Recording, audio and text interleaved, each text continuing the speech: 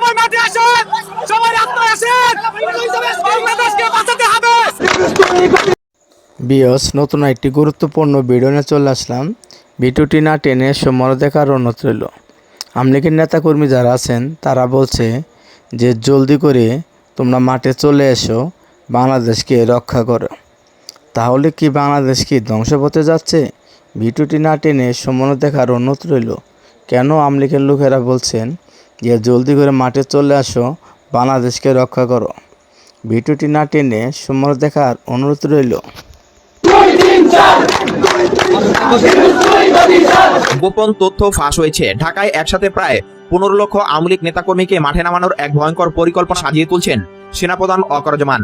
Mister শিশির মনিরও 1 বছর 4 মাস পরে এসে প্রশ্ন তুলছেন যে এই সরকারের বৈধতা নেই। জামাতের উদ্দেশ্য কিন্তু পরিষ্কার, তারা ইউনূস সরকারকে অবৈধ এবং জালিয়াতির সরকার হিসেবে উল্লেখ করছে। দর্শক, এই মাত্র পাওয়া গুরুত্বপূর্ণ কিছু ভিডিও দেখাবো, যে ভিডিওগুলো দেখলে রীতিমতো অবাক হবেন, চমকে যেতে বাধ্য হবেন। চাঞ্চল্যকর অবস্থা সৃষ্টি হয়েছে, নেট দুনিয়া তুলপার করে দিয়েছে ভাইরাল সেই ভিডিওটি।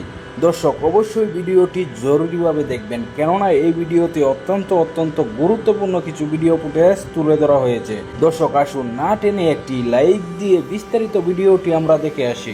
জয় বঙ্গবন্ধু, জয় বঙ্গবন্ধু। সৈনিকরা সবাই মাঠে আসেন, সবাই রাস্তায় আসেন, বাংলাদেশকে বাঁচাতে হবে।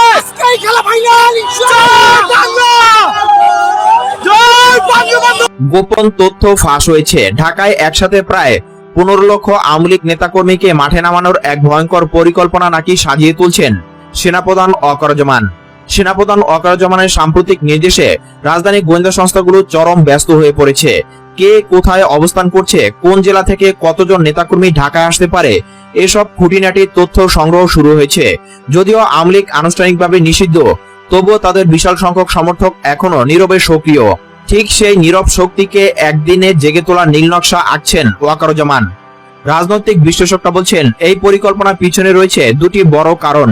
প্রথমত, দেশে যে নতুন করে অস্থিরতা ছড়িয়ে পড়ে এবং আন্তর্জাতিক মহল আবারও বাংলাদেশের আভ্যন্তরীণ রাজনীতিকে নিয়ে বিভ্রান্ত হয়।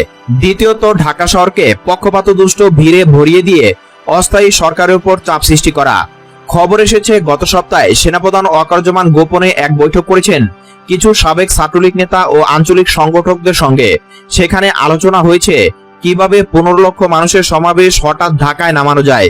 সেই বৈঠকে ঢাকা শহরের বিভিন্ন প্রবেশপথ, বিশেষ করে টঙ্গী, সাভার, নারায়ণগঞ্জ এবং গাজীপুরকে গুরুত্বপূর্ণ কেন্দ্র হিসেবে চিহ্নিত করা হয়েছে। ওয়াকারুজ্জামান নাকি বৈঠকে স্পষ্ট ভাষায় বলেছেন ঢাকাকে একদিনে অচল করে দিতে হবে। তার এই বক্তব্য ছড়িয়ে পড়তে আতঙ্ক ছড়িয়েছে জনমনে। অনেকে আশঙ্কা করছেন যদি সত্যি এত বিশাল জনসমাবেশ হঠাৎ করে রাস্তায় নেমে আসে, তাহলে রাজধানী পুরোপুরি অচল হয়ে যাবে, যানবাহন চলাচল বন্ধ হয়ে যাবে, জরুরি সেবা স্থবির হয়ে পড়বে, আর সাধারণ মানুষের জীবনে নেমে আসবে এক ভয়াবহ বিপর্যয়। অস্থায়ী সরকারের গুরুত্বপূর্ণ মন্ত্রীদের একজন জানিয়েছেন, আমরা পরিষ্কারভাবে বলতে চাই, যে কোনো ধরনের বিশৃঙ্খলা ঠেকাতে আমাদের প্রশাসন প্রস্তুত। সেনাপ্রধান ওয়াকারুজ্জামানের এই পরিকল্পনা বাস্তবায়নের চেষ্টা করা হলে কঠোর ব্যবস্থা নেওয়া হবে। এই বক্তব্যে বোঝা যায় সরকারও পুরো বিষয়টি নিয়ে ভীষণ চিন্তিত এবং সর্বোচ্চ সতর্ক অবস্থায় আছে। জাতিসংঘ সহ বিভিন্ন আন্তর্জাতিক সংস্থা বাংলাদেশের পরিস্থিতি নিয়ে নতুন করে উদ্বেগ প্রকাশ করেছে। বিশেষ করে এমন কোনো পরিকল্পনা যদি বাস্তবায়িত হয়, তাহলে তা শুধুমাত্র দেশের ভিতরে নয়, গোটা অঞ্চলের স্থিতিশীলতার জন্য মারাত্মক হুমকি হয়ে দাঁড়াবে। কূটনৈতিক মহলের মতে সেনাপ্রধান ওয়াকারুজ্জামানের এই পদক্ষেপ রাজনৈতিক প্রতিশোধের অংশ হিসেবেও দেখা যেতে পারে। সাধারণ মানুষ কিন্তু ভীষণ আতঙ্কে।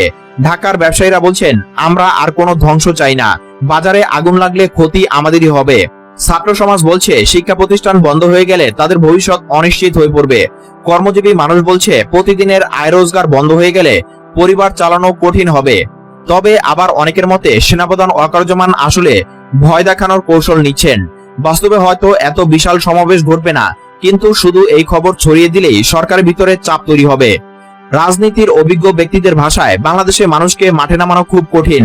রাজনীতি ব্যারিস্টার শিশির মনিরও 1 বছর 4 মাস পরে এসে প্রশ্ন তুলছেন যে এই সরকারের বৈধতা নেই। জামাতের উদ্দেশ্য কিন্তু পরিষ্কার। তারা ইউনূস সরকারকে অবৈধ এবং জালিয়াতির সরকার হিসেবে উল্লেখ করছে। সংবিধানের 153টি অনুচ্ছেদের মধ্যে 57টি অনুচ্ছেদ ইতিমধ্যে অকার্যকর হিসেবে ঘোষণা করে এই যে মুক্তিযুদ্ধের মাধ্যমে অর্জিত বাংলাদেশের সংবিধানকে সরিয়ে তাদের কথিত জুলাই সনদ প্রতিষ্ঠা করতে চাইছে এবং 1971কে সরিয়ে 2024কে স্থাপন করতে চাইছে। জামায়াত ইসলামীকে মূলত নিষিদ্ধ করার দাবি উঠেছিল কারণ তারা সংবিধান মানে না। দেখুন একই কথায় আবারও বলছে। জামায়াত হঠাৎ ইউনূস সরকারকে সরানোর জন্য ব্যতিব্যস্ত হয়ে উঠেছে। প্রমাণ চান? আমি মনে করছি কিছুদিনের মধ্যেই জামায়াত ইউনূস সরকারকে অবৈধ ঘোষণা করবে, তার আলামত দিচ্ছি। ওয়েট। বিগত জুলাই সন্ত্রাস এবং শেখ হাসিনাকে ক্ষমতা থেকে উৎখাত যে বাইদাজাসী, পর্দাজাসী এবং অবদাজাসী মানে জামায়াত শিবির, তা এখনো পর্যন্ত যারা বুঝতে পারছেন না, আপনাদের রাজনৈতিক জ্ঞান শূন্য বলে আমাকে বলতেই হবে। সেজন্য আগে আমি ক্ষমা চাই যারা বুঝতে পারেননি এখনো তাদের কাছে। ঢাকা বিশ্ববিদ্যালয়, জাহাঙ্গীরনগর বিশ্ববিদ্যালয়, প্রতিটি বিদ্যায়তনে যে ছাত্র সংসদ নির্বাচন হচ্ছে তা আপনাকে বিশ্বাসে সহায়তা করবে যে আজকের বাংলাদেশ জামায়াত ইসলামীর বাংলাদেশ।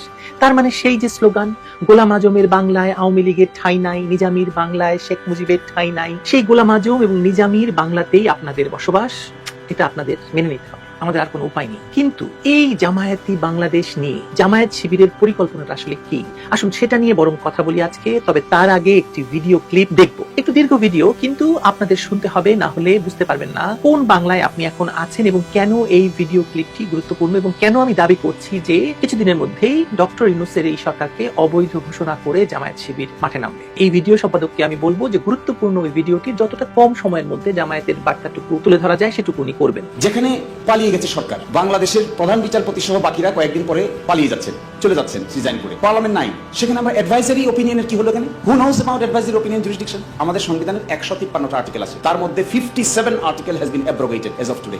57টাকে আমরা নিজেরাই কিল করে ফেলছি। 153টার মধ্যে 57টা গন কেস।